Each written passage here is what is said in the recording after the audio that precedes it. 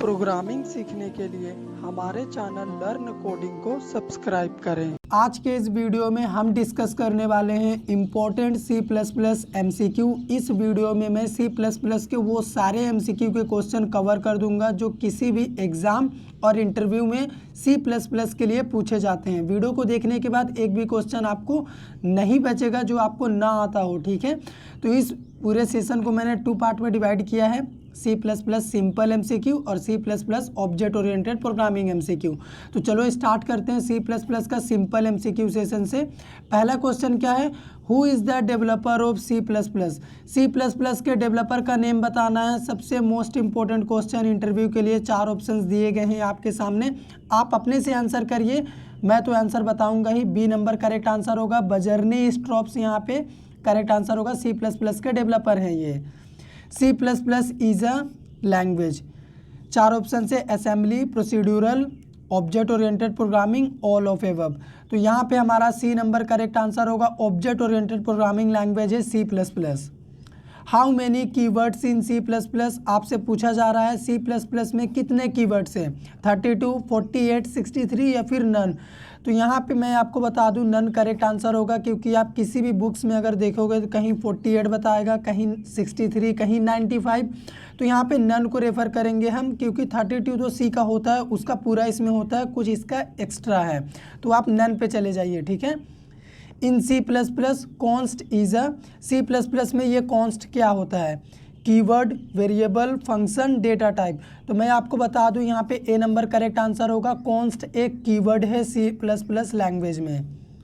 In C++ every statement ends with colon, comma, dot, semi colon. तो D number correct answer होगा। C++ में हम जो भी स्टेटमेंट लिखते हैं वो एंड होता है सेमी कॉलन से, ठीक है। How many loops are in C++? ठीक है, C++ में कितने टाइप्स के लूप होते हैं, कितने लूप होते हैं, 0, 3, 1, 2। तो यहाँ पे बी नंबर करेक्ट आंसर होगा।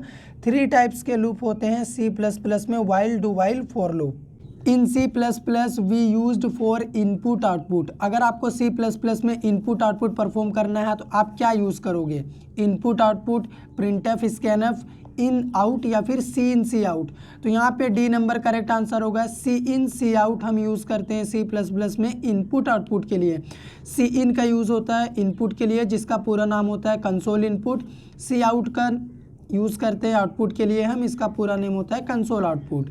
नेक्स्ट क्वेश्चन क्या है, C++ is an extension to programming language.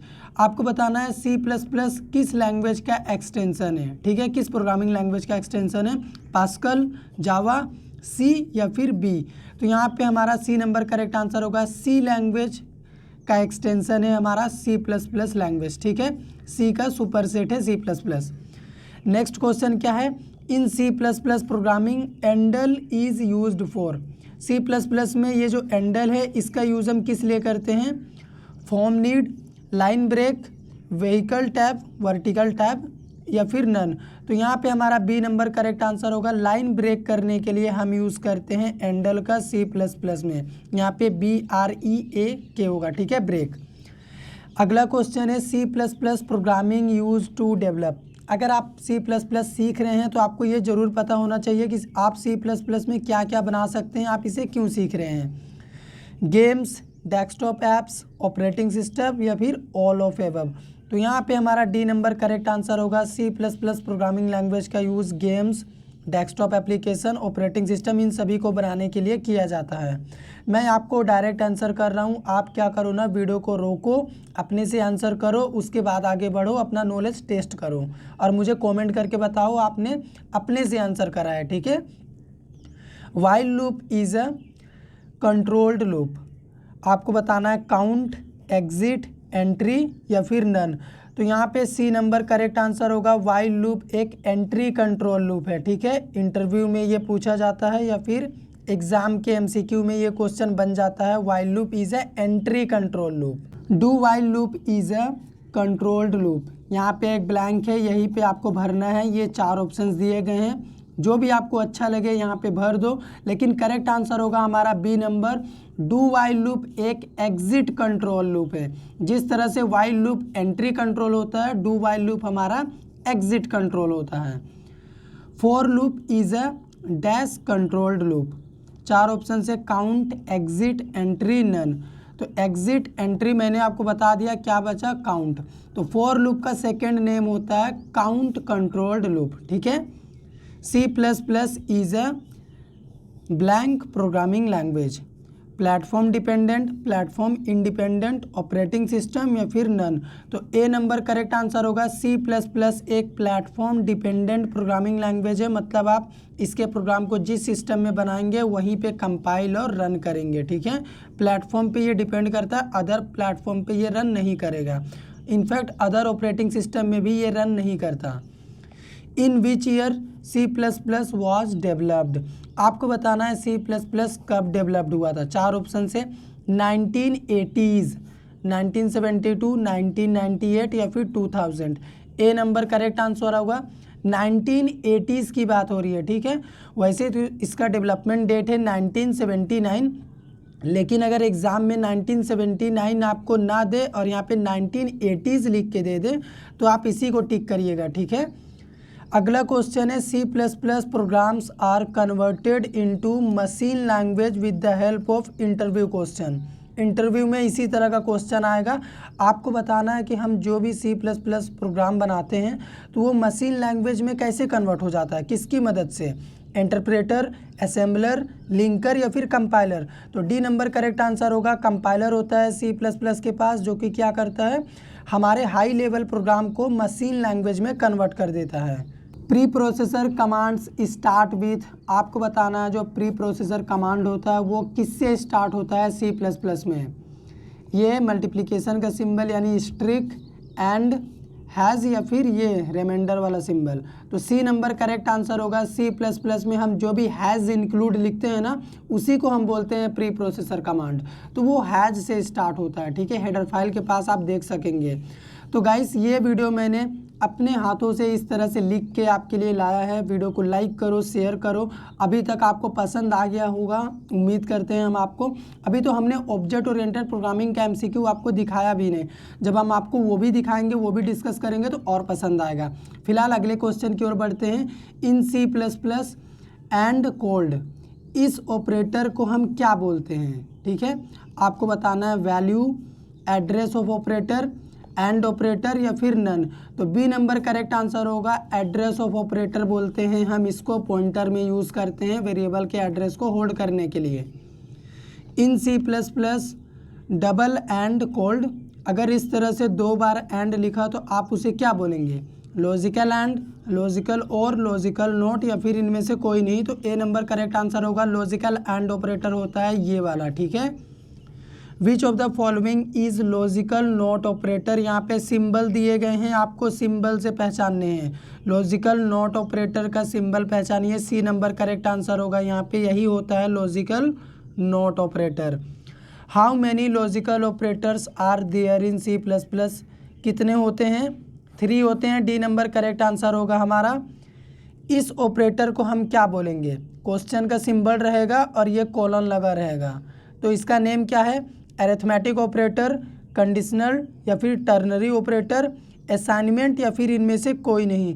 तो यहाँ पे हमारा बी नंबर करेक्ट आंसर होगा, कंडीशनल या फिर टर्नरी ऑपरेटर, ठीक है। इस ऑपरेटर का नाम है कंडीशनल ऑपरेटर या फिर टर्नरी ऑपरेटर, आप इसे बोल सकते हो। इन C++ प्रोग्रामिंग, इसको क्या बोलते हैं C++ प्रोग्रामिंग में, एक बिंदु यहाँ पे रहेगा, एक यहाँ पे रहेगा, कॉलन, कॉमा, सेमी कॉलन या फिर डॉट। तो यहाँ पे हमारा ए नंबर करेक्ट आंसर होगा। इस सिंबल को हम बोलते हैं कॉलन। अगर आप एक अच्छे प्रोग्रामर हैं तो आपको सभी सिंबल का नाम पता होना चाहिए, ठीक है। इंटरव्यू में अक्सर सिंबल ही दिखाया जाता है या फिर एग्ज़ाम के MCQ में, और आपसे नेम पूछ देगा। What is the name of, अब बताइए इस ऑपरेटर का नेम क्या है। यहाँ पे देखो कॉलन है और यहाँ भी कॉलन है, यानी डबल कॉलन है, तो इसका नेम क्या है, scope resolution operator, colon, comma या फिर नन। तो ए नंबर करेक्ट आंसर होगा। अगर इस तरह से 4 बिंदु आपको मिल जाए ना तो आप उसे कहेंगे scope resolution operator. Which of the following approach is adopted by C++ ने किस अप्रोच को एक्सेप्ट किया है, top down, bottom up, right left या फिर left right. B number correct answer होगा। सी प्लस प्लस एक बॉटम अप प्रोग्रामिंग लैंग्वेज है। जब आप ऑब्जेक्ट ओरिएंटेड प्रोग्रामिंग का प्रोग्राम बनाएंगे ना, तो वहाँ पे देखिएगा जो नीचे का बॉटम का क्लास होता है वो अप के क्लास के प्रॉपर्टी को लेता है, बॉटम अप अप्रोच फॉलो होता है, ठीक है। Which loop executes at once even the given condition is false. अगर हमारा कंडीशन फॉल्स रहे तो ऐसा कौन सा लूप है जो कि एक बार एग्जीक्यूट कर जाएगा? While loop, do while loop, for loop या फिर फॉर ईच लूप। तो यहाँ पे हमारा करेक्ट आंसर होगा do while loop. Do while loop एक बार एग्जीक्यूट होता है, फिर चाहे आपका कंडीशन फॉल्स ही क्यों ना हो। कंडीशन फॉल्स रहेगा तभी एक बार तो ये एग्जीक्यूट करेगा ही। क्यों?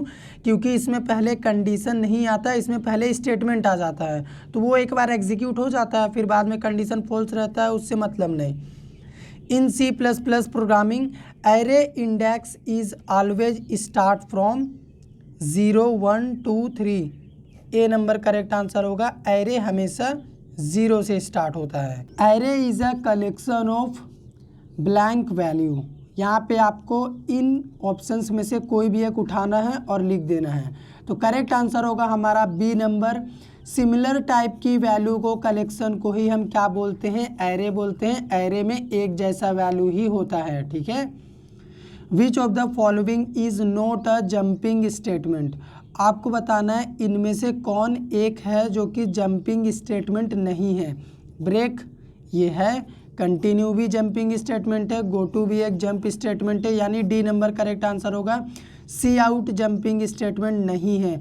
गाइस अगर आपको वीडियो पसंद आता हो तो एक कमेंट कर दो, जिससे मैं समझ जाऊंगा कि आपको वीडियो अच्छा लगा है, ठीक है। The use of break statement in a switch statement is. हम स्विच स्टेटमेंट के अंदर जो भी ब्रेक यूज़ करते हैं उसका यूज़ क्या है? ब्रेक स्टेटमेंट का optional, compulsory, to check an error या फिर डन। तो यहाँ पे हमारा करेक्ट आंसर होगा ए नंबर, ठीक है, ऑप्शनल। अगर आप ब्रेक नहीं भी लगाएंगे फिर भी हमारा स्विच स्टेटमेंट एग्जीक्यूट करेगा, लेकिन इसमें क्या होगा? स्विच में जितने भी केसेस होंगे वो सभी केसेस एग्जीक्यूट कर जाएंगे। ब्रेक क्या करता है? केसेस को डिवाइड कर देता है, एक केस ही एग्जीक्यूट होता है ब्रेक स्टेटमेंट के चलते। इन सी प्लस प्लस प्रोग्रामिंग अगर इस तरह से लिखा हो /v इज़ यूज्ड फॉर, इसका यूज़ हम किस लिए करते हैं? तो यहाँ पे 4 ऑप्शन है, form feed, line break, vertical tab या फिर अलार्म। तो सी नंबर करेक्ट आंसर होगा। वर्टिकल टैब अगर आपको चाहिए होगा तो आप स्केप सीक्वेंस में यूज़ करेंगे /v, ठीक है। In C plus plus comma is a.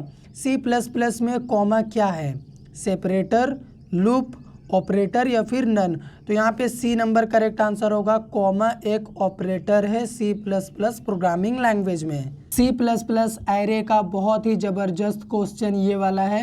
If an array is declared as int, array variable का नेम 2 2 यानी 2 रोज 2 कॉलम्स, ठीक है। How many elements can it store. इसमें हम कितने एलिमेंट को स्टोर कर सकते हैं? 2 रो 2 कॉलम में 0 2 4 8। तो यहाँ पे सी नंबर करेक्ट आंसर होगा। 4 एलिमेंट्स आ जाएंगे, 2 एलिमेंट्स हमारा रोज में आएगा, 2 एलिमेंट्स कॉलम करके इस तरह से बनाएंगे, तो 4 एलिमेंट्स आ चुके हैं। Int array 3 what is the name of ये। अगर मान लो हम इस तरह से कोई एरे बनाते हैं ना, तो इसका नेम क्या है? इंटरव्यू क्वेश्चन इसी का नेम पूछेगा, बहुत सारे बच्चे फंस जाएंगे। मैं आपको बताता हूँ इसका करेक्ट आंसर, आप थोड़ा सा अपना दिमाग लगाओ, करेक्ट आंसर कौन सा है? सी नंबर करेक्ट आंसर है। इसे हम कहते हैं सबस्क्रिप्ट ऑपरेटर, ठीक है, ध्यान में रखना, इंटरव्यू में यही क्वेश्चन बनेगा। The size of int array 5 is.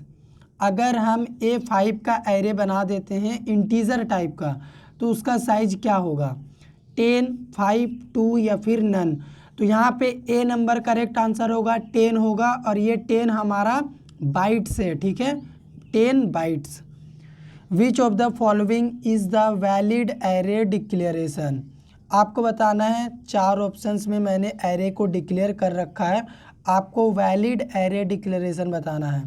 ये हो गया इनवैलिड, ये भी हो गया इनवैलिड, ये भी इनवैलिड हो गया क्योंकि यहाँ पे ब्रेसेस नहीं लगे हुए हैं। ये हो गया हमारा वैलिड। इंट A5 हमने बनाया, और इसमें हमने 7 एलिमेंट्स रख दिया, तो ये हम कर सकते हैं। C++ के एरे का यही डिसएडवांटेज है, इसमें एरे बाउंड चेकिंग प्रॉब्लम को सॉल्व नहीं किया गया है। ऐसा कोई मेथड ही नहीं है जो ये बता दे कि एरे का लास्ट इंडेक्स यहाँ पे 4 है। ठीक है, एक और क्वेश्चन आएगा जब आप देखिएगा 5 रहेगा लेकिन 2 एलिमेंट ही रहेगा, तो वो भी डिसएडवांटेज का ही पार्ट है। Array is the example of linear data structure, dynamic, non linear data structure या फिर none. A number correct answer होगा।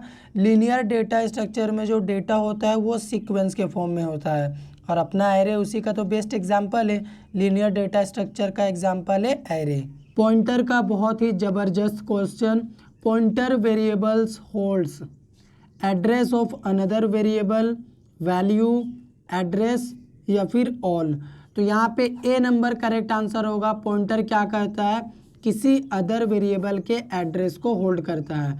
लेकिन अगर एग्जाम में मान लो एड्रेस ऑफ अनदर वेरिएबल ना दे और सिर्फ ये एड्रेस लिखा हुआ मिल जाए ना, तो इसको करेक्ट करना। लेकिन ये भी लिखा रहे और ये भी रहे तब इसको टिक मत करना, तब इस पे जाना, क्योंकि यहाँ पे डिटेल में एक्सप्लेनेशन है। What is the right way to initialise array. Array को इनिशलाइज करने का राइट वे बताना है, सही तरीका बताना है। 4 तरीके से मैंने डिक्लेयर कर रखा है, इनिशलाइज कर रखा है एरे को। तो यहाँ पे डी नंबर करेक्ट आंसर होगा। हम इस तरह से भी कर सकते हैं एरे को इनिशलाइज, इस तरह से भी कर सकते हैं। ये गलत हो गया, ठीक है, यहाँ पे ये कार्ली ब्रैकेट नहीं है, तो ये ऑप्शन गलत हो गया। ऑल ऑफ एबव पे हम नहीं जाएंगे अभी। ये आंसर होगा और ये आंसर होगा, ठीक है। तो इसमें देखो मेमोरी का वेस्टेज हो रहा। हमने 5 साइज का एरे बनाया, 3 एलिमेंट्स ही रखा, 4 बाइट्स का मेमोरी हमारा वेस्ट हो गया। बेस्ट यहीं पे इस वाले क्वेश्चन में बेस्ट यही वाला दिख रहा, ठीक है। Array elements are always stored in memory location. यहाँ पे एक ऑप्शन होगा जो यहाँ पे 4 लिखा हुआ है, सही आंसर होगा ए नंबर। एरे का जो एलिमेंट होता है ना, वो सीक्वेंशियल ऑर्डर में मेमोरी में जाके मेमोरी के लोकेशन में स्टोर होता है। मान लो एरे में 5 एलिमेंट्स हमने यहाँ पे मान लो रखा, तो अगर ये 1 एरे के 0 पोजीशन पे स्टोर हो रहा है ना, तो ये 2 उसके जस्ट एक इंडेक्स आगे यानी एरे के 1 पोजीशन पे आएगा। तो इसी को बोलते हैं सीक्वेंशियल ऑर्डर, ठीक है। String always ends with null character, semicolon, colon, comma. तो यहाँ पे हमारा ए नंबर करेक्ट आंसर होगा। इंटरव्यू क्वेश्चन है ये भी, ठीक है। स्ट्रिंग हमेशा नल कैरेक्टर से एंड होता है ना। हालांकि लास्ट में फिर हम सेमी कॉलन लगाते हैं, वो तो ऑप्शनल होता है, सब में लगाना पड़ता है। लेकिन जब ये वाला ऑप्शन दिख जाए तो इसको आप टिक करना। इन C++ programming strlen function is used for. C++ में इस फंक्शन का यूज़ हम किस लिए करते हैं, find string length, concat two string, copy string या फिर इनमें से कोई नहीं। तो ए नंबर करेक्ट आंसर होगा। अगर आपको किसी भी स्ट्रिंग का लेंथ फाइंड करना है C++ में, तो आप इस मेथड का यूज़ कर सकते हैं, ये आपको लेंथ फाइंड करके बता देगा। विच of the following is string copy function. अगर आपको स्ट्रिंग को कॉपी करना है तो आप कौन सा फंक्शन यूज़ करेंगे इसके लिए। 4 ऑप्शंस दिए हुए हैं, वीडियो को रोकिए, करेक्ट आंसर करिए। मैं यहाँ पे करेक्ट आंसर बता रहा हूँ, ए नंबर करेक्ट आंसर होगा। strcpy फंक्शन यूज़ करते हैं स्ट्रिंग को कॉपी करने के लिए। गाइस, अगर आप इस वीडियो को देख रहे हैं तो उम्मीद करते हैं कि आप C++ पढ़ भी रहे हैं, तो हमारे इसी चैनल से आप C++ का कंप्लीट कोर्स ले सकते हैं। इस वीडियो के एंड में मैं प्लेलिस्ट का लिंक दे दूंगा आपको, ठीक है। Which function concat two string. अगर आपको 2 स्ट्रिंग को कॉन्कैट करना है यानी जोड़ना है, तो आप किस फंक्शन का यूज़ करेंगे, strcpy, strrev, strcat, यही करेक्ट आंसर होगा, ठीक है। कॉन्कैट, देखो लास्ट में कैट आ रहा है, इस तरह से भी अपना एग्जाम में लॉजिक लगा के करेक्ट आंसर कर सकते हो, ठीक है। आगे इसको चेक ही मत करो। The keyword use to define a structure is. Structure को डिफाइन करने के लिए हम C++ में किस कीवर्ड का यूज़ करते हैं, स्ट्रू, st, स्ट्रक्ट, स्ट्रक्चर या फिर struct. D number correct answer होगा, स्ट्रक्ट। बाकी ये 3 आंसर मैंने आपको कंफ्यूज करने के लिए यहाँ पे लिख रखा है, ठीक है। ये करेक्ट आंसर होगा। The structure definitions end by a. Structure का जो डेफिनेशन होता है, मान लो हमने कोई स्ट्रक्चर बनाया, तो ये कार्ली ब्रैकेट ओपन हुआ, ये क्लोज हुआ, तो ये कार्ली ब्रैकेट ही होता है डेफिनेशन। तो वो एंड कैसे होता है, colon, semi colon, scope resolution operator से, या फिर इनमें से कोई नहीं। बी नंबर करेक्ट आंसर होगा। स्ट्रक्चर का डेफिनेशन सेमी कॉलन से क्लोज होता है। Which operator connects the structure name to its member name. मान लो स्ट्रक्चर के अंदर आपने कुछ मेंबर बनाए हैं, इंट ए, कैर बी, इस तरह से, ठीक है।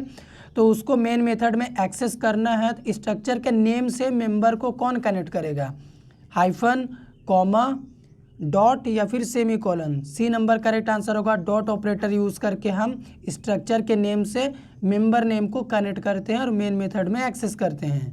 The size of a union is determined by the size of the first member, biggest member, last member या फिर नन। तो यहाँ पे बी नंबर करेक्ट आंसर होगा। यूनियन, अगर आप यूनियन का प्रोग्राम बनाते हैं C++ में, तो इस यूनियन का साइज डिसाइड होता है यूनियन के सबसे बड़े मेंबर से, यानी बिगेस्ट मेंबर से ही साइज बनता है यूनियन का। अगला क्वेश्चन क्या है, how many union members accessed at a time. आप एक समय में कितने यूनियन मेंबर्स को एक्सेस कर सकते हैं, only one, all members, two या फिर all of above. A number correct answer होगा। केवल एक ही मेंबर को हम यूनियन के एक्सेस कर सकते हैं एक समय पे। पूछिए क्यों, क्योंकि इसमें एक ही मेमोरी बनती है, वो भी बिगेस्ट यूनियन मेंबर की, और उसी मेमोरी को सभी शेयर करते हैं। तो एक टाइम पे एक ही जो भी मेंबर है वो एग्जीक्यूट करेगा मेमोरी के अंदर, ठीक है। Pointer always work with blank operator. यहाँ पे ये ऑप्शन से आपको कुछ भी भरना है तो आपका आंसर कंप्लीट होगा, ठीक है। ए नंबर है address of operator, B number है value at address operator, C number ये दोनों, बोथ ए एंड बी, या फिर डी नंबर नन। ये करेक्ट आंसर होगा। पॉइंटर हमेशा इन दोनों से ही चलता है, बिना इन दोनों के पॉइंटर काम नहीं करेगा, ठीक है। इन दोनों का नेम भी मैंने बता दिया जो कि इंटरव्यू में पूछेगा, खासकर इसका। Which of the following is not a features of C++? C++ का फीचर इनमें से कौन नहीं है आपको बताना है। Object oriented programming, dynamic memory allocation, simple या फिर प्लेटफॉर्म इंडिपेंडेंट। ये करेक्ट आंसर होगा। प्लेटफॉर्म इंडिपेंडेंट C++ का फीचर नहीं है। A token is keyword, an identifier, smallest unit of program या फिर operator. C number correct answer होगा। Smallest unit of program is called token. यहाँ पे देखो गाइस, एक फिल इन द ब्लैंक्स है। Functions can not use recursion. इस blank में आप कोई भी एक ऑप्शन पुट करो जो सही हो। बी नंबर ऑप्शन हमारा करेक्ट आंसर होगा। Inline function can not use recursion. अगर आप एक फंक्शन बनाए हैं जो कि इनलाइन फंक्शन है, तो आप इनलाइन फंक्शन को रिकर्सन नहीं कर सकते, रिकर्सिव नहीं बना सकते, ठीक है। इंटरव्यू क्वेश्चन है, यही पूछता है किस फंक्शन को हम रिकर्सिव नहीं बना सकते, इनलाइन फंक्शन को। विच of the following is allowed in a C++ arithmetic. इस क्वेश्चन को पढ़ने के बाद, इन सभी ऑप्शंस को देखने के बाद आपके माइंड में बहुत कन्फ्यूज़न आया होगा। सबसे पहले करेक्ट आंसर बताता हूँ, ये वाला करेक्ट आंसर है। इसका एग्जाम्पल है कैसे ये करेक्ट आंसर हुआ। मान लो मैंने आपको बोला 4 + 2 डिवाइड 2 करो, कितना रिजल्ट आएगा। आप बोलेंगे डिवाइड का प्रायोरिटी हाई होता है, सबसे पहले 2 और 2 डिवाइड होगा 1 होगा, 1 और 4 को ऐड करेंगे 5 होगा। लेकिन अगर मैं आपको सेम चीज़ बोलूँ 4 + 2 डिवाइड 2, अब कितना होगा। तो अभी जैसे ही हमने अरिथमेटिक ऑपरेशन में ये वाला सिंबल यूज़ कर दिया ना, ये जो यहाँ पे दिख रहा, इसमें क्या होगा, ये सेपरेट हो गया दोनों। पहले ऐड होगा 6 हो गया, उसके बाद डिवाइड होगा, तो यहाँ पे रिजल्ट 3 आ रहा। तो करेक्ट रिजल्ट के लिए यही यूज़ किया जाता है अरिथमेटिक ऑपरेशन परफॉर्म करते वक्त, ठीक है। While loop checks the condition on top, bottom, middle, none. While loop बहुत ही फेमस लूप है C++ का, आपने काफ़ी पढ़ा होगा। खुद से आंसर करिए, 2 सेकेंड का टाइम है। ए नंबर करेक्ट आंसर होगा टॉप यहाँ पे, ठीक है। टॉप से कंडीशन चेक करता है while loop. C out is a या फिर C out is an operator, object, function, macro. B number correct answer होगा। सी आउट एक ऑब्जेक्ट है, ठीक है। A keyword is an identifier, in lower case instructions only, reserve word या फिर इनमें से कोई नहीं। सी नंबर करेक्ट आंसर होगा। जितने भी कीवर्ड्स होते हैं ना C++ में वो एक रिजर्व वर्ड है जिनका मीनिंग पहले ही डिफाइंड किया जा चुका है, हम उन्हें चेंज नहीं कर सकते, सिर्फ और सिर्फ यूज़ कर सकते हैं। A member function can be declared static if it does not access private members, public members, non static members या फिर इनमें से कोई नहीं। अगर मान लो कोई फंक्शन आपने बनाया और उसे स्टैटिक आपने कर दिया, फंक्शन को स्टैटिक बना दिया आपने, तो वो स्टैटिक फंक्शन किसको एक्सेस नहीं कर पाएगा? नॉन स्टैटिक मेंबर को वो एक्सेस नहीं कर पाएगा, क्योंकि स्टैटिक फंक्शन सिर्फ और सिर्फ स्टैटिक मेंबर को ही एक्सेस करता है। अगला क्वेश्चन क्या है? A character variable can at a time store, हमारा जो कैरेक्टर वेरिएबल होता है वो एक समय में कितने कैरेक्टर को स्टोर करता है? 1, 8, 256, none. A number correct answer होगा। ओनली सिंगल कैरेक्टर को स्टोर करता है कैरेक्टर वेरिएबल, लेकिन आप कहेंगे हम मल्टीपल कैरेक्टर आपको स्टोर करके दिखाएंगे, तो आप गलत फहमी में हैं, क्योंकि उस केस में आपने अनजाने में स्ट्रिंग बना लिया है उसे, और स्ट्रिंग क्या होता है? Sequence of character. Header files have the file extension .h, .cu, .cpps, .head। A number correct answer होगा। सबसे ऊपर में हम हेडर फाइल को इंक्लूड करते हैं, तो देखिएगा .h लास्ट में एक्सटेंशन रहेगा। स्कोप रिजोल्यूशन ऑपरेटर इज, आपको बताना है स्कोप रिजोल्यूशन ऑपरेटर इनमें से कौन है। आपको ये वाला आंसर खुद से करना है, कमेंट करके बताना है इसका आंसर, क्योंकि इससे पहले मैंने शायद ये वाला क्वेश्चन कवर कर दिया, वहाँ पे ये सिंबल था, नेम पूछा था, ठीक है। I want to read data from the file, which stream I have to use. मान लो हमारे फाइल में कुछ डेटा है, ठीक है, उस डेटा को मुझे C++ के प्रोग्राम के जरिए अपने आउटपुट स्क्रीन में देखना है, रीड करना है, तो हम किस स्ट्रीम का यूज़ करेंगे? If stream, of stream, stream या फिर बोथ ए एंड बी। तो मैं आपको बता दूं यहाँ पे ए नंबर करेक्ट आंसर होगा। इफ स्ट्रीम, स्ट्रीम का यूज़ हम करेंगे फाइल से डेटा को रीड करने के लिए। इसका मतलब होता है इनपुट फाइल स्ट्रीम। अगर मान लो यहाँ पे एफ स्ट्रीम होता ना, तो हम इस पे जाते हैं। एफ स्ट्रीम में हम इनपुट आउटपुट दोनों कर सकते हैं, यानी रीड राइट दोनों कर सकते हैं।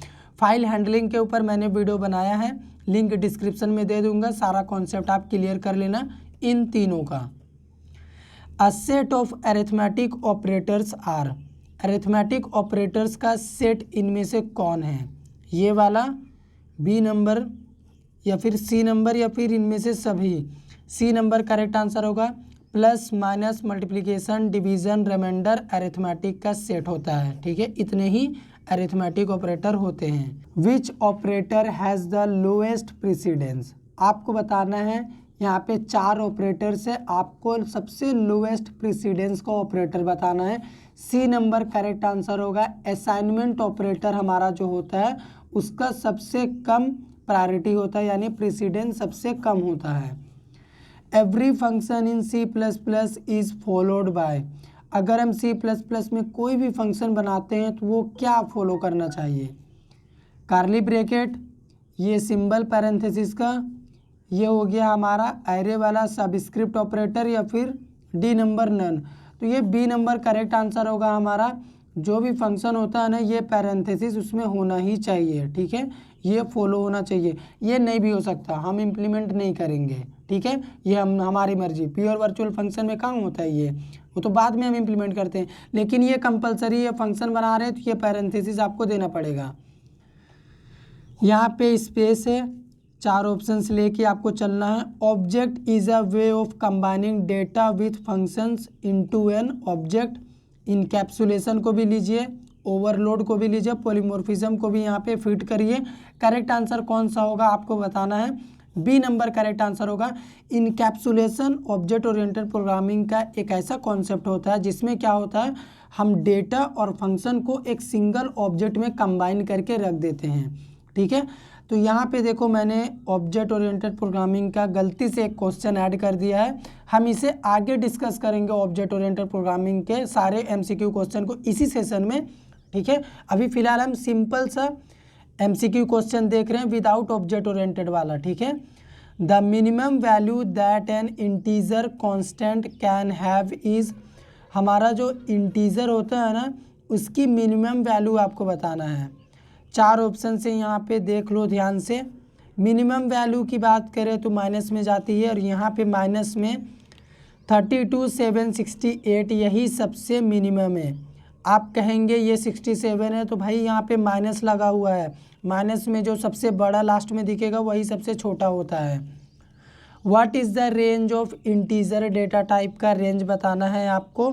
तो यहाँ पे 4 ऑप्शंस दिए गए हैं, हमारा करेक्ट आंसर होगा ए नंबर, ठीक है। यहाँ से स्टार्ट होता है इंटीजर डेटा टाइप का रेंज और यहाँ तक ये जाता है। Which of the following mode declaration is used in C++ to open a file for input. अगर आपको कोई फाइल ओपन करनी है इनपुट के लिए, आपको कुछ इनपुट देना है उसमें, तो आप किस मोड को डिक्लेयर करेंगे C++ में। Input output stream AP input, ठीक है। इनपुट IOS मतलब इनपुट आउटपुट स्ट्रीम, उल्टा करके लिखा हुआ है। Input output stream input output stream file. तो यहाँ पे हमारा C नंबर करेक्ट आंसर होगा। अगर आपको कोई फाइल ओपन करनी है वो भी इनपुट के लिए, इनपुट परफॉर्म कराने के लिए, तो आप यूज़ करेंगे input output stream. Scope resolution operator इसलिए लगाया, मान लो हम क्लास के थ्रू इस प्रोग्राम को बना रहे हैं, क्लासेस के बाहर हम काम कर रहे हैं, तब आप बीच में इसे लगाएंगे और इन लिखेंगे, ये मतलब इनपुट, ठीक है। तो ये इंटरव्यू में काफ़ी रेयर केस में पूछा जाता है, लेकिन एग्जाम में आता है क्वेश्चन फाइल हैंडलिंग के चैप्टर से। तो इस वीडियो के थ्रू मैं आपको बस ये बताना चाहता हूँ कि C++ का कंप्लीट जो कोर्स है ना, पूरे सिलेबस का MCQ इस एक वीडियो में मैं आपको देना चाहता हूँ, जिसमें सभी क्वेश्चन होंगे। आपको कोई क्वेश्चन पसंद नहीं आएगा लेकिन आपको वो भी जानना पड़ेगा, ठीक है, अगर अच्छा प्रोग्रामर बनना है तब। The order of evaluation of following expression will be, ये एक्सप्रेशन दिया गया है, इसको आप किस ऑर्डर में इवेलुएट करेंगे यानी सॉल्व करेंगे। 4 ऑप्शन से आपके सामने, सबसे सही तरीका है इसे सॉल्व करने का ये C नंबर। C नंबर कैसे, मैं आपको ये सिंबल सारे लिख के दिखाता हूँ सबसे पहले, ठीक है। यही एक्सप्रेशन है हमारा। अब मान लो मैं A के जगह पे एक वैल्यू लेता हूँ, मैंने लिया 4, उसके बाद प्लस B के जगह पे मैंने एक वैल्यू ले लिया 5, उसके बाद यहाँ पे देखो माइनस है। C के जगह पे मैं एक वैल्यू ले लेता हूँ 2, उसके बाद मल्टीप्लिकेशन है। D के जगह पे मैंने एक और वैल्यू ले लिया 4, उसके बाद ये डिवाइड है और लास्ट में E के लिए मैंने 2 ले लिया। तो इसका आंसर आएगा गाइस 5, अगर आप इस अप्रोच से सॉल्व करेंगे। तो पहले मल्टीप्लाई होगा 4 और 2 को मल्टीप्लाई करेंगे हम, 8 होगा। उसके बाद हम डिवाइड करेंगे 8 को 2 से तो 4 बचेगा। उसके बाद 4 और 9 को सब्ट्रैक्ट करेंगे तो 5 आएगा। यानी सबसे सही तरीका यही है।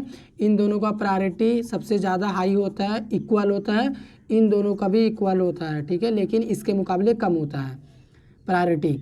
असाइनमेंट ऑपरेटर इज, आपको बताना है असाइनमेंट ऑपरेटर कौन सा है। ये वाला असाइनमेंट ऑपरेटर है। अगर हम A = 10 लिखते हैं ना, इसका मतलब इस 10 को हमने असाइन किया है A में। अ set of relational operator is, 4 option से रिलेशनल ऑपरेटर का सेट बताना है आपको। ये तो नहीं हो सकता क्योंकि ये अरिथमेटिक ऑपरेटर का सेट है। ये लॉजिकल ऑपरेटर का सेट है, ये भी नहीं होगा। ये असाइनमेंट ऑपरेटर है, ये भी नहीं होगा, मतलब ये करेक्ट आंसर होगा, ठीक है। रिलेशनल ऑपरेटर मतलब जिसका यूज़ हम कंपैरिजन के लिए करते हैं, इन सभी का यूज़ हम कंपेयर करने के लिए करते हैं, 2 चीज़ों को, 2 वैल्यूज़ को, वेरिएबल्स को। अ set of conditional ternary operator is, ठीक है, चाहे आप कंडीशनल ऑपरेटर बोलो या फिर टर्नरी ऑपरेटर बोलो, उसका सेट कौन सा है, C नंबर सेट है। यही एक सिंपल सा है, ठीक है, क्वेश्चन मार्क रहेगा, कॉलन लगा रहेगा, तो यही टर्नरी ऑपरेटर का सेट है या फिर कंडीशनल ऑपरेटर का सेट आप इसे बोल सकते हैं। Which of the following is known as insertion operator. C++ में इंसर्शन ऑपरेटर हम किसे कहते हैं। ये वाला A नंबर में जो दिख रहा है इस तरह से, ये V या फिर C नंबर, ये वाला इंसर्शन ऑपरेटर है, या फिर D नंबर, ये वाला। C नंबर करेक्ट आंसर होगा। हम C आउट अगर लिखते हैं ना तो सी आउट के साथ हम ये जो यूज़ कर रहे हैं ना, यही होता है इंसर्शन ऑपरेटर। अभी आप यहाँ पे देखो, कंफ्यूज बिल्कुल मत करना। Which of the following is extraction operator in C plus plus. अभी आप कहेंगे कि एक्सट्रैक्शन मतलब आउटपुट, इंसर्शन मतलब इनपुट, तो सी आउट हम आउटपुट के लिए करते हैं, तो ये इंसर्शन बोल रहा था, ये वाला कैसे, तो इसी को हम बोलते हैं इंसर्शन ऑपरेटर। और ये जो एक्सट्रैक्शन बोल रहे हैं ना, ये डी नंबर करेक्ट आंसर होगा। अगर हम सीन लिखते हैं इस तरह से कुछ, तो ये हो गया हमारा एक्सट्रैक्शन ऑपरेटर। इंटरव्यू में आपको कंफ्यूज किया जाएगा इसी दोनों को लेके, कंफ्यूज मत होना, एकदम अपने आंसर को लेके 100% एश्योर्ड रहना। Which one is not a valid relational operator. इसमें से ना एक वैलिड रिलेशनल ऑपरेटर नहीं है, वो ऐसे ही रखा हुआ है यहाँ पे। A number, B number, C number, D number, यहाँ पे बी नंबर हमारा वैलिड नहीं है, इक्वल है, उसके बाद ये एरो है, ये तो कोई डिजाइनिंग है, रिलेशनल ऑपरेटर थोड़ी है। विच symbol represent for logical and. अगर आपको कोई बोले लॉजिकल एंड ऑपरेटर का सिंबल बनाओ या फिर इनमें से ही कोई एक पहचान के बता दो, तो आप इस डी नंबर को बोल देना, ठीक है, 2 एंड रहेंगे। Which of the following is output statement in C plus plus. अगर आपको सी प्लस प्लस में आउटपुट का स्टेटमेंट परफॉर्म कराना है, कुछ आउटपुट प्रिंट करना है स्क्रीन में, तो आप क्या यूज़ करेंगे, सीन, सी आउट, आउटपुट या फिर रिजल्ट। तो यहाँ पे हमारा बी नंबर करेक्ट आंसर होगा। हम सी प्लस प्लस में आउटपुट के लिए सी आउट यूज़ करते हैं, इसका पूरा नाम होता है कंसोल आउटपुट। इंटरव्यू में पूरा नेम भी पूछ सकता है। To calculate remainder in C plus plus we use remainder operator, ठीक है, सी प्लस प्लस में ही क्यों, कहीं भी आपको रिमाइंडर निकालना होगा आप इसी का यूज़ करेंगे। To increase the value of A by 1 which of the following statement is wrong. मान लो ये वेरिएबल ए है, ठीक है, इसमें वैल्यू अभी मान लो 10 है, इसका वैल्यू 10 है। अब मान लो मुझे इसमें एक वैल्यू इंक्रीज करनी है, तो इसमें से कौन एक स्टेटमेंट है जो कि गलत है। ये वाला स्टेटमेंट एकदम सही है, ये वैल्यू इंक्रीज करके 1 हमें दे देगा, 11 कर देगा, 10 से 11 कर देगा, ये भी 11 कर देगा, ये भी करेक्ट है। लेकिन यहाँ पे रॉन्ग की बात हो रही, मतलब गलत कौन है, तो गलत ये वाला है। तो इस केस के लिए करेक्ट आंसर ये वाला होगा, इन सभी को इग्नोर कर देना, ठीक है, कंफ्यूज मत करना। What will be the output of the following condition statement. यहाँ पे देखो एक कंडीशन है, इंट ए वेरिएबल मैंने बनाया, इसमें मैंने वैल्यू दिया 15, कंडीशन लगा दिया 15 ग्रेटर देन इक्वल 15। यहाँ पे बीच में देखो कंडीशनल ऑपरेटर है, क्वेश्चन मार्क 15:16। अगर कंडीशन ट्रू होता है ये वाला, तो ये रिजल्ट आएगा, कंडीशन फॉल्स होगा तो ये वाला आएगा। तो आपको क्या लगता है, कंडीशन फॉल्स है, 16 आंसर होगा। लेकिन नहीं, यहाँ पे कंडीशन ट्रू है, क्योंकि 15 = 15, इक्वल भी तो यहाँ पे, इसलिए आंसर ये वाला होगा। इसको काटो, कंफ्यूज मत करना, ठीक है। Which of the following is input statement in C plus plus. C plus plus में इनपुट अगर आपको कुछ भी लेना है, यूज़र से लेना है, तो आप क्या स्टेटमेंट यूज़ करेंगे, सीन, सी आउट, इनपुट, गेट।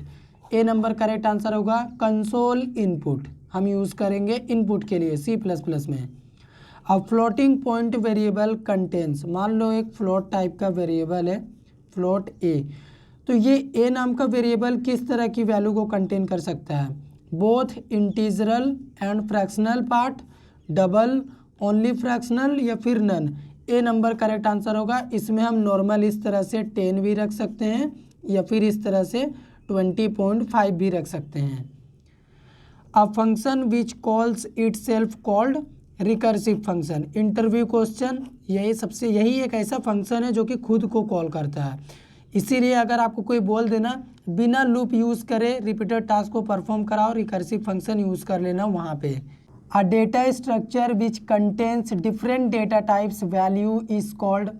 ऐसा डेटा स्ट्रक्चर जो कि अलग अलग तरह की डेटा टाइप की वैल्यू को कंटेन करता है, उसे हम क्या कहते हैं, array, string, unioning, structure. D number correct answer होगा। स्ट्रक्चर क्या करता है, अलग अलग तरह के डेटा टाइप की वैल्यू को कंटेन करके रखता है, ठीक है, और एरे सिमिलर तरह की वैल्यू को कंटेन करता है।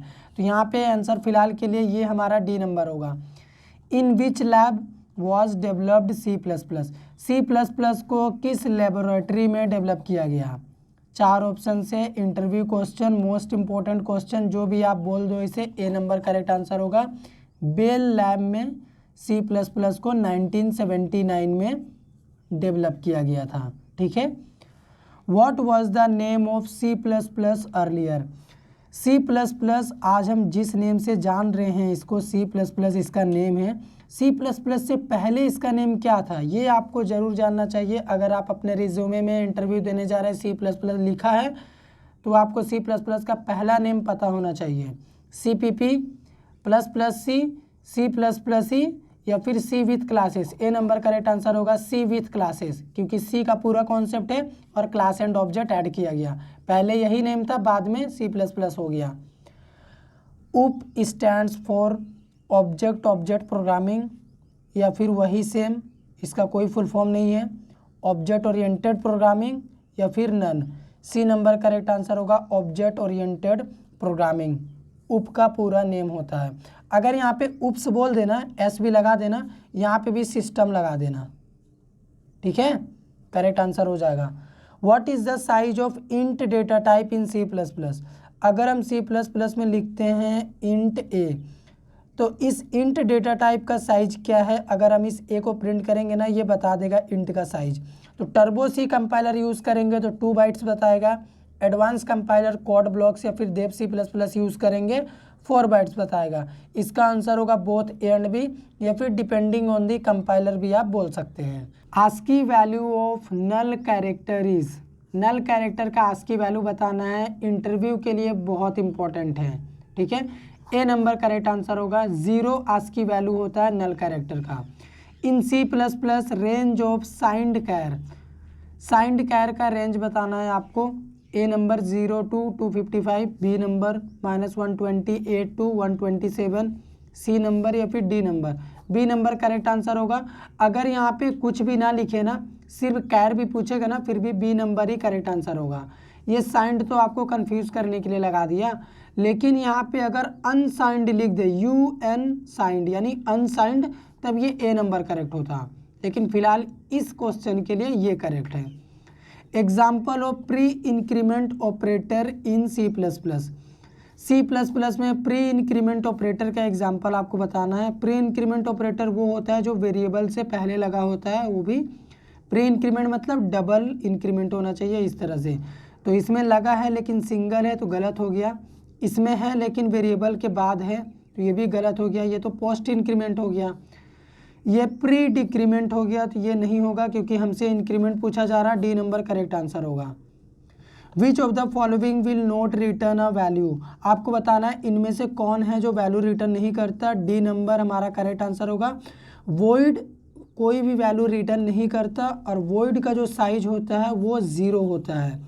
ठीक है, ये मैंने आपको एक्स्ट्रा बता दिया। The execution and ending of C plus plus program begin from start new main SQRT। C number correct answer होगा। मेन फंक्शन से कोई भी सी प्लस प्लस का प्रोग्राम का एग्जीक्यूशन स्टार्ट होता है और मेन फंक्शन में ही वो एग्जीक्यूशन ख़त्म होता है।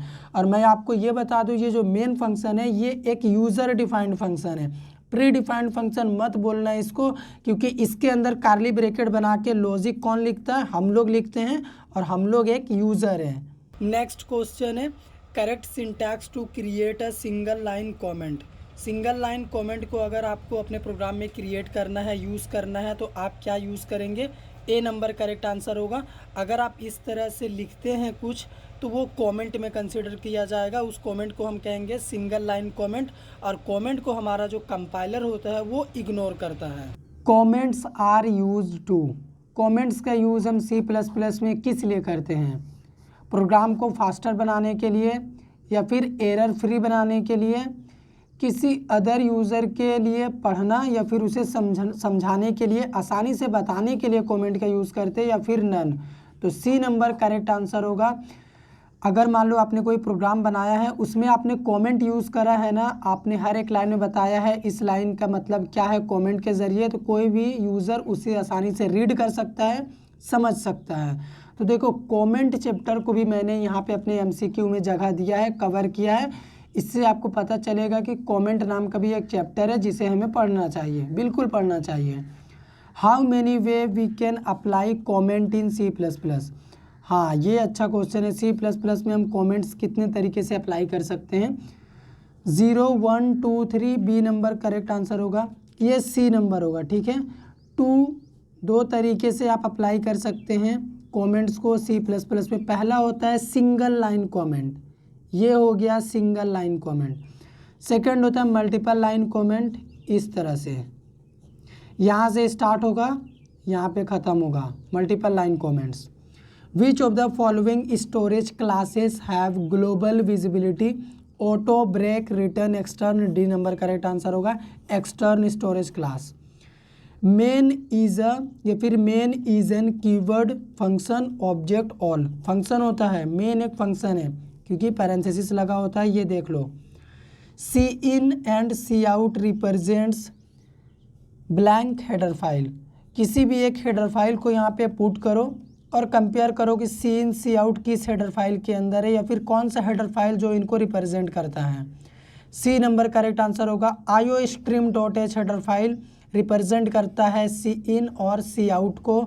अगर आपको C++ में कुछ भी प्रोग्राम बनाना है तो आपको इस हेडर फाइल को इंक्लूड करना ही है, क्योंकि प्रोग्राम में इनपुट और आउटपुट आप परफॉर्म करेंगे ही। बिना इनपुट आउटपुट ऑपरेशन को परफॉर्म किए बिना आप प्रोग्राम क्यों बनाएंगे, करेंगे क्या बना के। How many types of macro in C++। C++ में कितने टाइप का मैक्रो होता है? 0 1 2 3। सी नंबर करेक्ट आंसर होगा, 2 टाइप्स का मैक्रो होता है C++ में। पहला होता है हमारा ऑब्जेक्ट मैक्रो, सेकंड होता है हमारा फंक्शन मैक्रो, ठीक है। Which of the following is the example of function macro. Function macro का आपको एग्जाम्पल बताना है, 4 ऑप्शन से आपके सामने। तो फंक्शन का सिंबल पैरेंथेसिस यहीं पे लगा हुआ है, तो बाकी को चेक मत करो, कंफ्यूज मत हो, यही है करेक्ट आंसर। इसमें क्या होगा ना, हम m1 फंक्शन को इस r वेरिएबल के साथ यानी इस r पैरामीटर के साथ जहाँ भी यूज़ करेंगे ना, इस r के जगह हमें ये वैल्यू मिलेगा 3.14, ठीक है। मैक्रो क्या करता है, वैल्यू को सब्स्टिट्यूट कर देता है फंक्शन के साथ या फिर पैरामीटर अगर उसमें पैरामीटर के साथ। विच of the following is the example of object macro. अभी देखो ऑब्जेक्ट मैक्रो का भी एग्जाम्पल पूछ रहा है। ऑब्जेक्ट मैक्रो बड़ा ही सिंपल होता है, सी नंबर करेक्ट आंसर होगा। इसमें क्या होता है, ए लिखा है हमने, ये हमारे मैक्रो का नेम है और ये वैल्यू है। तो जहाँ जहाँ हम इस अपने मैक्रो ए को यूज़ करेंगे ना, वहाँ वहाँ हमें ये 15 मिल जाएगा। ए को प्रिंट करेंगे 15 प्रिंट होगा, ए को कहीं भी यूज़ करेंगे 15 यूज़ होगा। और मैक्रो को डिफाइन करने के लिए हम हैज़ डिफाइन यूज़ करते हैं। Which block should be placed after try block. Try block के जस्ट बाद कौन सा ब्लॉक होना चाहिए या फिर होता है, कंपलसरी ये होना चाहिए। कैच, थ्रो, आइदर कैच और थ्रो या फिर इनमें से कोई नहीं, ए नंबर करेक्ट आंसर होगा। कैच ब्लॉक हमेशा ट्राई ब्लॉक के जस्ट बाद में होता है। ये क्या करता है, एरर्स को कैच करता है। Exceptions are also called. जो भी एक्सेप्शंस होता है उसे हम और क्या कह सकते हैं, compile time error, run time errors, logical error, syntax error. B number correct answer होगा, एक्सेप्शंस को हम रन टाइम एरर्स बोलते हैं। गाइस C++ का जितना भी सिंपल MCQ था यानी विदाउट ऑब्जेक्ट ओरिएंटेड प्रोग्रामिंग का, मैंने सभी आपको कवर करके दिखा दिया है। अब हम यहाँ से डिस्कस कर रहे हैं ऑब्जेक्ट ओरिएंटेड प्रोग्रामिंग का MCQ C++ का। स्टार्ट करते हैं। How many types of constructor are there in C++। C++ में कितने टाइप्स के कंस्ट्रक्टर होते हैं? 3 टाइप्स के कंस्ट्रक्टर होते हैं, C number correct answer. How many parameters does required default constructor. अगर हम डिफ़ॉल्ट कंस्ट्रक्टर बनाते हैं तो उसमें कितने पैरामीटर की ज़रूरत पड़ती है? 0, क्योंकि डिफ़ॉल्ट कंस्ट्रक्टर में कोई पैरामीटर नहीं होता। C++ class holds data functions both A and B या फिर none. C number correct answer होगा, both A and B. Which of the following is not a type of constructor. Constructor overloading नहीं, operator overloading, default constructor, parameterized constructor, copy constructor. तो यहाँ पे A number correct answer होगा, operator overloading हमारा constructor का जो type है वो नहीं है, ठीक है। तो अभी आपके माइंड में क्वेश्चन आता होगा फिर कंस्ट्रक्टर का टाइप कौन कौन सा है। ये तीनों टाइप है कंस्ट्रक्टर का, एग्जाम में भी ऐसे ही देगा, ठीक है। ये एक अलग क्वेश्चन बन गया, 3 टाइप्स का जो कंस्ट्रक्टर होता है ना वो यही तीनों हैं। Which of the following is a valid class declaration. अगर आपको C++ में क्लास बनाना है तो आप कैसे बनाएंगे, क्लास का नेम कर्ली ब्रैकेट से बॉडी बनाएंगे, क्लोज कर देंगे। तो क्या ये सही है, गलत है। क्लास का नेम कर्ली ब्रैकेट से बॉडी बनाएंगे, क्लोज करेंगे, सेमीकोलन लगाएंगे, ये सही है। The data member and member functions of a class are by default. अगर हम कोई C++ से क्लास बनाते हैं तो हमारा जो डेटा और फंक्शन होता है वो बाय डिफ़ॉल्ट क्या होता है, वो प्राइवेट होता है बाय डिफ़ॉल्ट। इसीलिए तो स्ट्रक्चर को हटा के क्लासेस के कॉन्सेप्ट को लाया गया है, क्योंकि स्ट्रक्चर में पब्लिक होता है तो उसमें सिक्योरिटी नहीं होता, लेकिन C++ में क्लास है, इसमें प्राइवेट रख सकते हैं डेटा को हम, और अगर आप कुछ नहीं रखेंगे तो बाय डिफ़ॉल्ट प्राइवेट रहेगा। विच of the following term is used for a function defined inside a class. अगर हम किसी फंक्शन को क्लास के अंदर डिफाइंड करते हैं तो उसे हम क्या कहेंगे, member variable, member function, class function या फिर नन। बी नंबर आंसर हमारा करेक्ट आंसर होगा, मेंबर फंक्शन कहेंगे अगर कोई फंक्शन क्लास के अंदर है तब। Inline function are invoked at the time of compile time, ठीक है, कंपाइल टाइम में ही ये कॉल हो जाता है inline function. A member function that is automatically invoked at the time of object declaration is called constructor. Constructor एक ऐसा special function होता है जैसे ही हम ऑब्जेक्ट क्रिएट करते हैं क्लास का, ये कॉल हो जाता है, और C++ के हर एक क्लास में एक कंस्ट्रक्टर होता है। Which of the following concepts determining at run time what method to invoke. आपको एक ऐसा कॉन्सेप्ट बताना है जिसमें हमारा जो मेथड कॉल होता है वो रन टाइम में कॉल होता है। तो ये कॉन्सेप्ट कौन डिटरमाइन करता है, data hiding, dynamic typing, dynamic binding या फिर dynamic loading. C number correct answer होगा। डायनेमिक बाइंडिंग में क्या होता है, जो भी मेथड को कॉल होना होता है वो रन टाइम में कॉल होता है, ठीक है। पहले से ही हमें पता नहीं होता कि कौन सा मेथड कॉल होगा, रन टाइम में डिसाइड होता है। If class X inherits from class Y, then Y is called super class, सब क्लास, abstract, none। ए नंबर करेक्ट आंसर होगा, Y हमारा सुपर क्लास होगा। कैसे, मान लो यहाँ पे क्लास Y है और ये इसकी बॉडी है, और मैंने फिर एक और क्लास बनाया क्लास X। ये क्लास X क्या कर रहा ना, इनहेरिट हो रहा है क्लास Y से, पब्लिक Y मैंने लिख दिया। तो क्लास Y का जितना भी फीचर था यहाँ पे आ चुका है X के अंदर।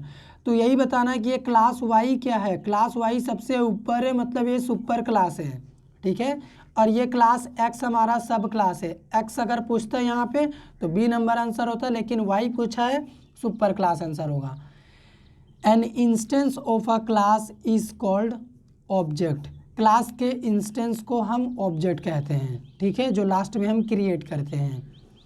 Destructor has the same name as the constructor and it is preceded by tilde sign. अगर इस तरह का साइन आपको दिखे ना उल्टा करके, ये डिस्ट्रक्टर का सिंबल होता है, ठीक है। इसका बाद अगर क्लास का नेम मान लो ए है, इस तरह से लगा हुआ है, यही हो गया destructor. In protected inheritance a public data member of the class will be treated in as, A number correct answer होगा पब्लिक। इस क्वेश्चन का मतलब क्या हो गया, मान लो किसी सुपर क्लास में हमारा जो क्लास का मेंबर है वो प्रोटेक्टेड है और कोई क्लास उसको इनहेरिट कर रहा है, तो जो क्लास इनहेरिट कर रहा है ना उस क्लास के लिए ये प्रोटेक्टेड मेंबर भी पब्लिक के जैसे बिहेव करेंगे, पब्लिक के जैसा ट्रीट होगा। तो आगे भी बहुत सारे क्वेश्चन है, चलिए उन्हें डिस्कस करते हैं। इस वीडियो में मैं ना सिर्फ आपको आंसर बता रहा हूँ बल्कि फुल एक्सप्लेनेशन भी दे रहा हूँ ताकि आपका C++ कंप्लीट हो जाए। Base class is parent class, derived class, child class, nested class. A number correct answer होगा। बेस क्लास, पेरेंट क्लास और सुपर क्लास ये सभी एक ही होते हैं, बस अलग अलग नेम है इन्हें बुलाने का, ठीक है। Which of the following operator can not be overloaded.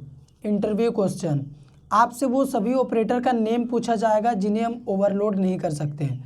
पहला हो गया स्कोप रिजोल्यूशन ऑपरेटर, सेकंड हो गया साइज ऑफ ऑपरेटर, थर्ड हो गया टर्नरी ऑपरेटर या फिर कंडीशनल ऑपरेटर या फिर D number all of this. D correct answer होगा, क्योंकि उन सभी ऑपरेटर का नाम बताओ जिन्हें ओवरलोड नहीं कर सकते, इन तीनों को ओवरलोड नहीं कर सकते। विच of the following type of class allows only one object of it created. Singleton class, नाम ही देखो ना, सिंगलटन क्लास। इसमें क्या होता है, इस क्लास का अगर आप दो ऑब्जेक्ट बनाएंगे ना, एरर मारेगा ये, इसका एक ही ऑब्जेक्ट बनेगा, ठीक है। अ class which contain at least one pure virtual function called abstract class. Pure virtual function क्या होता है, फंक्शन के रिटर्न टाइप के जस्ट पहले वर्चुअल कीवर्ड लगा होगा और फंक्शन के नेम के बाद इक्वल 0 वैल्यू इनिशलाइज होगा। अगर किसी क्लास में इस तरह का अजीबोगरीब फंक्शन है तो वो क्लास है एब्स्ट्रैक्ट क्लास, और प्योर वर्चुअल फंक्शन की कोई बॉडी नहीं होती। विच of the following not a member of class. आपको बताना है इसमें से कौन एक है जो कि क्लास का मेंबर ही नहीं है। Inline function, virtual function, constructor या फिर friend function. D number correct answer होगा। क्लास का फ्रेंड होते हुए भी क्लास का ये मेंबर नहीं होता, और मेंबर ना होते हुए भी क्लास के प्राइवेट डेटा को भी एक्सेस कर लेता है। बहुत पावर है इसमें। विच of the following can not be inherited from the base class. चार ऑप्शन से आपको बताना है किसको हम बेस क्लास में इनहेरिट नहीं कर सकते, यानी बेस क्लास से हम इनहेरिट नहीं कर सकते। कंस्ट्रक्टर को हम इनहेरिट कर सकते हैं, नहीं कर सकते। फ्रेंड को हम इनहेरिट कर सकते हैं, नहीं कर सकते। फ्रेंड में फ्रेंड फंक्शन, फ्रेंड क्लास दोनों आ रहे हैं, नहीं कर सकते। ये दोनों करेक्ट आंसर हो गए। तो यहाँ पे सी नंबर करेक्ट आंसर होगा, क्योंकि बोथ ए एंड बी, ठीक है, ये दोनों इनहेरिट नहीं होते हैं क्योंकि ये क्लास के पर्सनल मेंबर होते हैं, ठीक है। ये तो मेंबर ही नहीं होता, लेकिन ये पर्सनल होता है।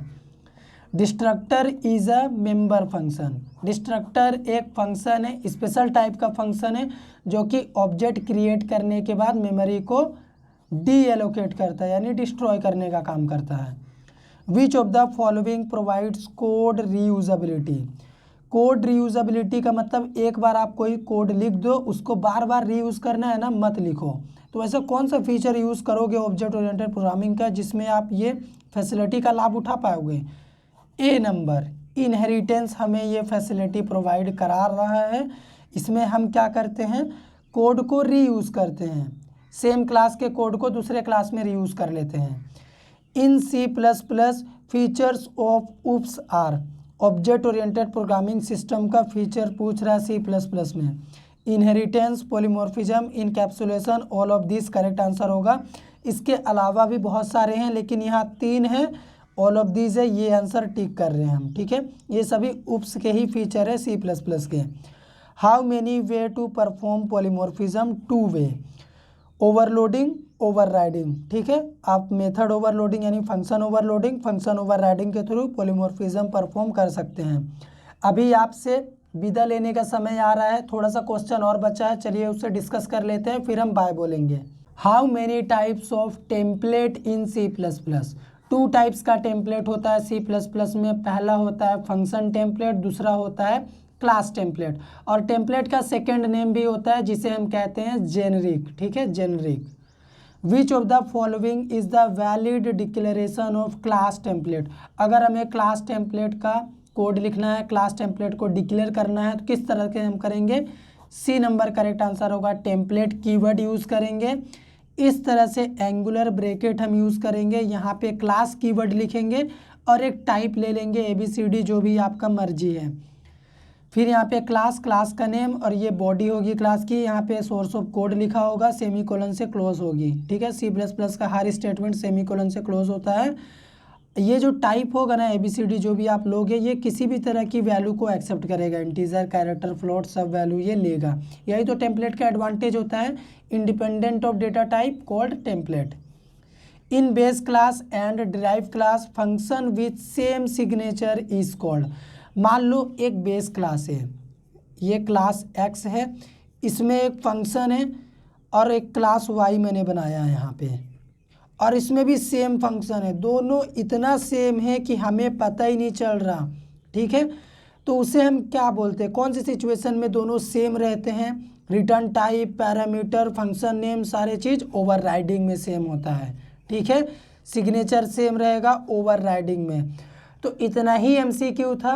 मैंने C++ का कंप्लीट सिलेबस का एमसीक्यू आपको बताया है अपने इस एकलौते इस वीडियो में।